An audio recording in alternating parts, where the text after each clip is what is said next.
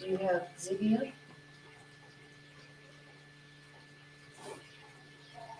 Hello friends, welcome to the Pueblo Zoo. It's time for Zoosday Tuesday. I'm Ambry and I'm here with Anne. But wait a minute, why do you have paint all over your hands, Anne? Oh, I just came from the Eco Center where our zookeepers were making art with Quinn the penguin. Today's show is all about art and nature journals. How about you all watch Quinn while I clean up?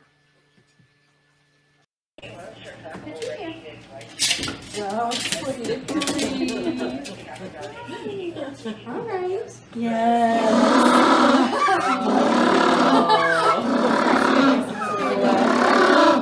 Let me go back. I finally got to see him right too. I am a temperamental artist. All right. You gonna come back this way? Come on. Oh, look at you. You got stuff on you. Come on. That's not the composition he was after, Holly. I know. He says I'm ruining his vibe. He's got vision. There we go.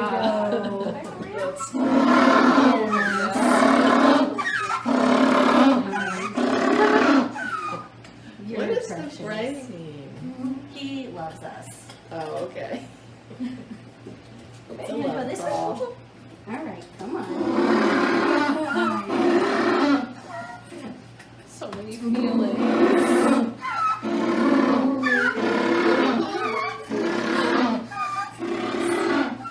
All right. Do you want to paint some more? Okay.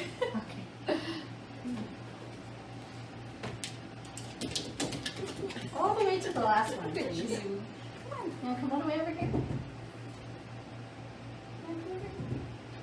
He's like, I don't think so. What do you think of these? These are pretty nice. All right. Can you keep a hand on this?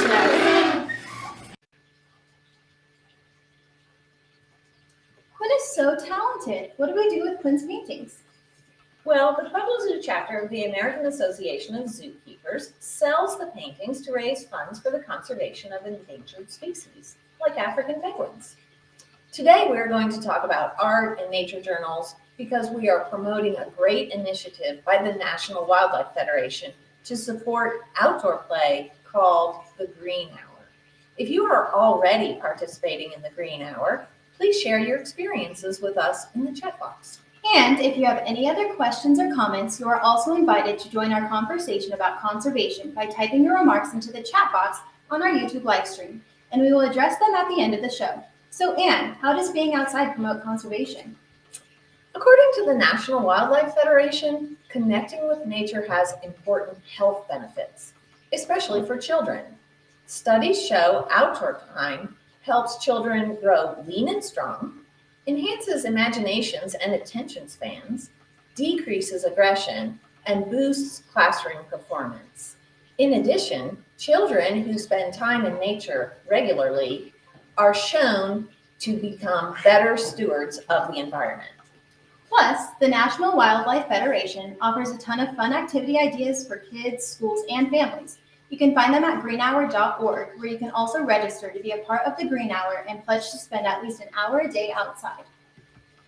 We asked Gwen Francis, who is a volunteer docent with the Education Department, to help us with one of the activities called For the Love of Birds by teaching us to draw a bird. Some of Ambry's students in Zoo School participated in this event. Ambry, will you tell us a little about Zoo School? Sure. Zoo School is available for homeschooling families through a partnership between the zoo and the Colorado Agribusiness and Equine Sciences Academy. We provide educational enrichment in conservation science for homeschooling students from kindergarten to 5th grade. Each Friday from 9 to 3 during the school year, we spend lots of time on grounds exploring the zoo and learning about nature. You can find out more about Zoo School at our open house on April 5th from 4 to 6 p.m. Look for a sign up soon on our website, or you can go to KSA's website to see our curriculum and register for the 2023-2024 school year. Okay, let's learn how to draw a bird now. Hi, welcome to the Pueblo Zoo. My name is Gwen Francis and I'm a docent at the Pueblo Zoo. So today we're going to be talking about birds. What makes a bird a bird? So let's begin by drawing the body of a bird. So we'll start making a large circle and an oval.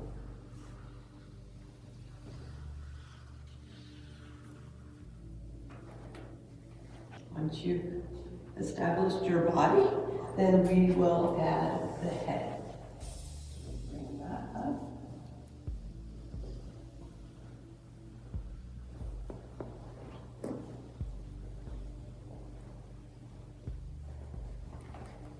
How's that?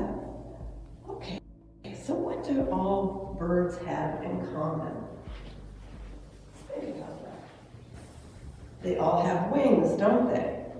Okay, we'll add some wings. Maybe over here, and then bring them down. How's that? So all birds have wings, but not all birds fly.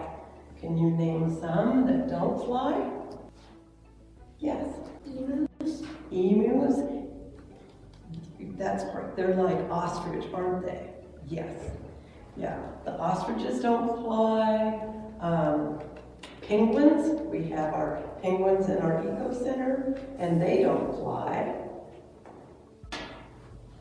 Birds that fly have what we call flight feathers. They're very stiff and very fan-like. You have probably found some in your yard even. Very stiff, so you can see how that would get a bird off the ground.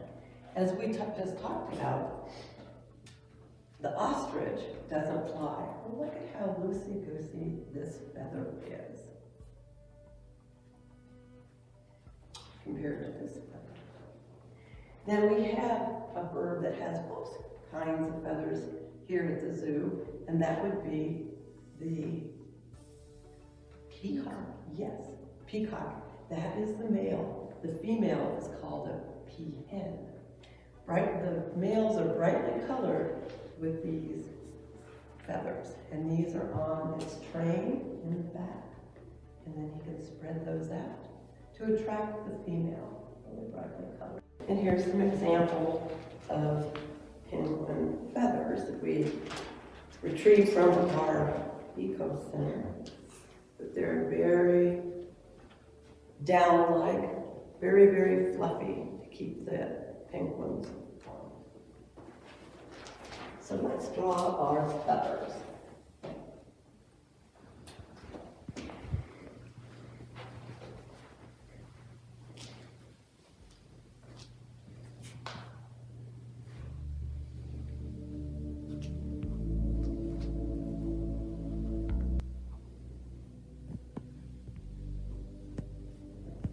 And then, don't forget the tail feathers.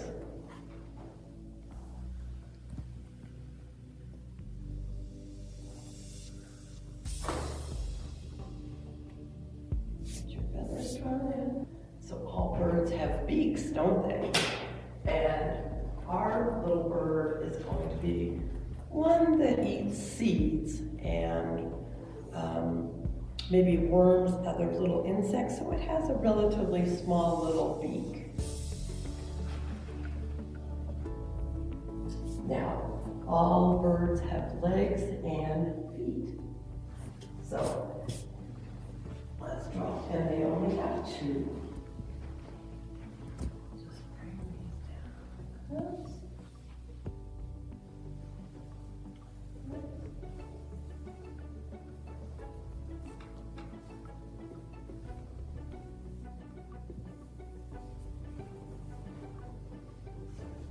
Now our bird is going to have grasping toes, so it can hang on a branch.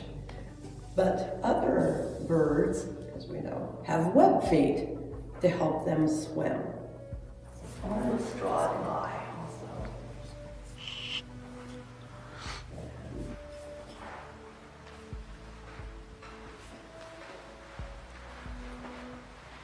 Birds lay eggs, don't they? So they have their little nest. So let's draw a little nest.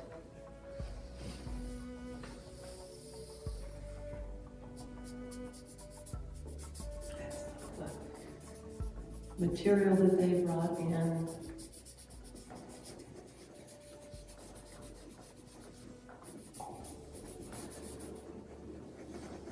Don't forget to put in their little eggs.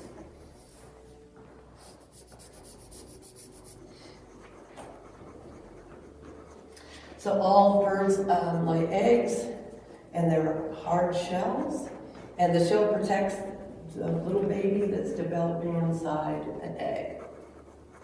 And birds also spend a good amount of time taking care of their young from the time that they lay the egg until the time that it hatches, and then they begin feeding those little babies. And usually, mom and dad participate in that feeding process. Okay, any questions about birds? Okay, well, thank you very much. Thank you. Our thanks to Gwen and our Zoo School students for helping us learn to draw today. Now we'll take your questions and comments. We have a question from Minnie Moo. They want to know if going for a walk for an hour counts as the outside time. Absolutely it does. That's a great way to spend an hour outside, is to take a walk and see what nature you see out there.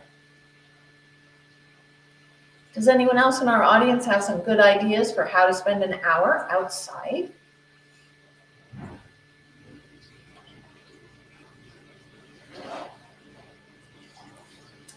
I don't know about you, Anne, but I spend my hour outside by playing with my dog.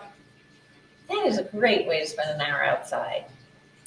Lately, I have started running, and I don't spend a whole hour running because that would be exhausting.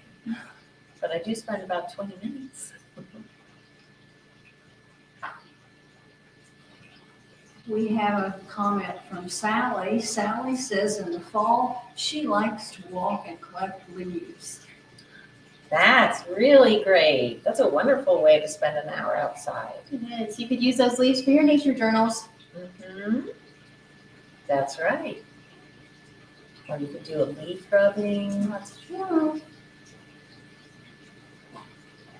Here's a comment from Susie. She says she and her friends like to play hide and seek outside.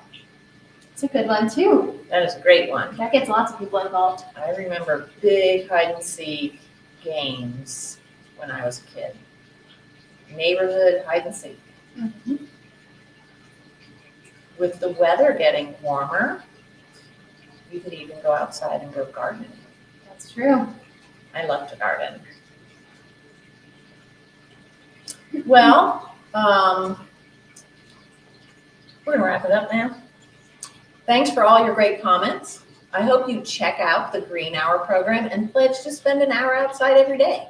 Also, don't forget, we will not broadcast during spring break, but join us on April 5th to hear story time with our executive director, Abby Krause.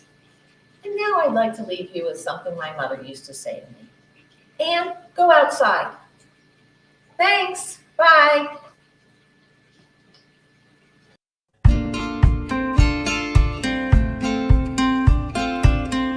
For your lovely comments and questions.